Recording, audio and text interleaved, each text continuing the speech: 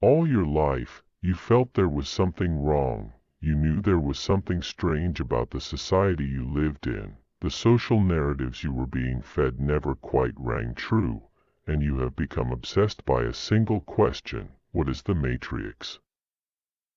The matriarch is a simulation, an artificially constructed representation of the world, constructed by feminists to prevent both men and women from seeing the true nature of their relationships and the nature of the organization of our social world. The matriarch presents the population, whose minds are trapped within it, with a distorted, inverted portrayal of reality. The reality of the world we live in is divided into two groups. There is the privileged, protected class for whose benefit society is actually organized, which appropriates a proportion of society's resources, far in excess of its productive contribution. This class demands to have its needs catered to, and will brook no public criticism. And there is a second class whose primary role is to work to provide the labor required to maintain the lifestyle of the privileged group.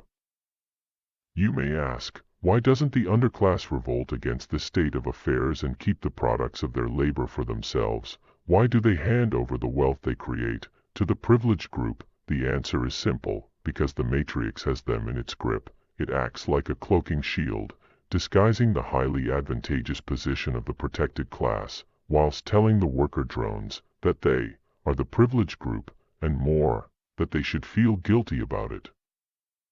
What if I told you that everything you have ever been told about gender relations was wrong? What if I told you that the idea of patriarchy has been used against you like a Jedi mind trick? If society were organized for the benefit of men, why is the gender life expectancy gap never discussed? We hear so much about the gender pay gap, despite it being proved to be a myth. But little concern is shown about the fact that men live shorter lives, on average 8 years less.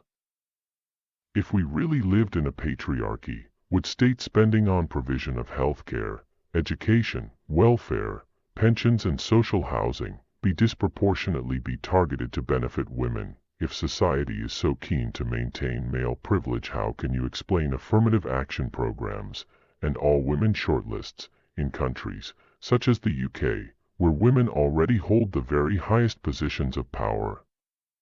If men have such advantage, how is it that more than 60% of graduates are now female? In a patriarchy, wouldn't you expect men to be the ones making decisions about consumption? In actuality, women make nearly 75% of household spending decisions. We might expect men's safety to be of some concern, but whilst we or politicians fret about violence against women, they show no interest in the fact that men face far greater risk and are 3 or 4 times more likely to be victims of attack. The nature and prevalence of domestic abuse is another issue that is typically misrepresented. Studies, going back over decades, have shown that female domestic abuse is far more common than most people imagine. Some studies have even suggested it is more prevalent than male domestic abuse, but such behavior by women is discounted and considered irrelevant.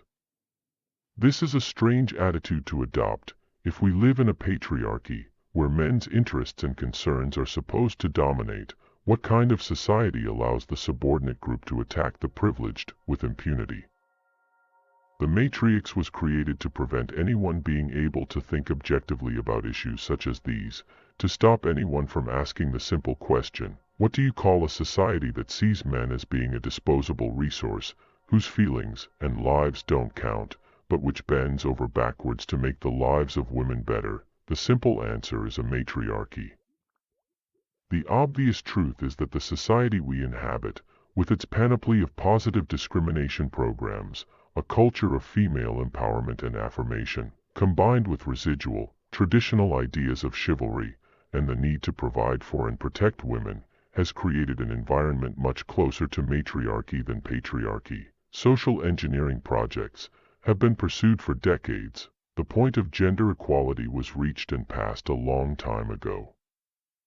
Now women have all the opportunities that men have, but are also determined to retain all of the compensatory privileges that traditional societies tend to grant the so-called weaker sex. Why would you want to settle for basic equality and the rewards you deserve, When you have a way to get more than you deserve, why wouldn't you take all the new opportunities, whilst using your feminine wiles to avoid having to deal with the downsides, like responsibility or accountability?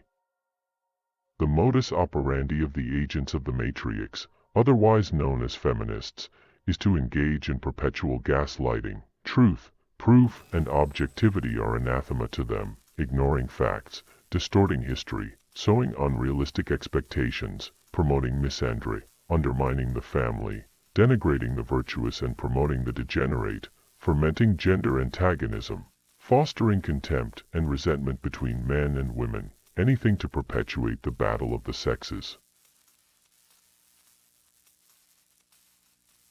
I don't know what happens next.